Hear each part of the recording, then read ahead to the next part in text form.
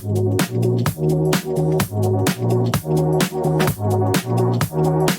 today we are going to discuss how we can take all the tables which are in our workbook. So here you can see I have already opened one workbook. In this workbook we have different worksheets, and in different worksheets we have a tables. As you must have know about the tables, how we can create tables. So we have a different tables in this workbook.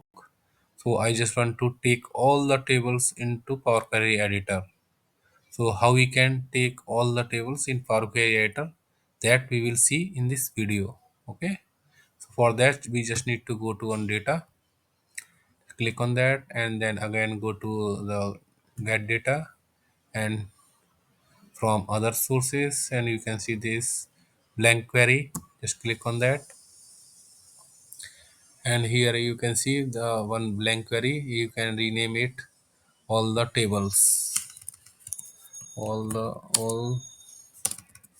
all you need to give a one command, excel current workbook, and just hit enter, and you just hover on this blank space,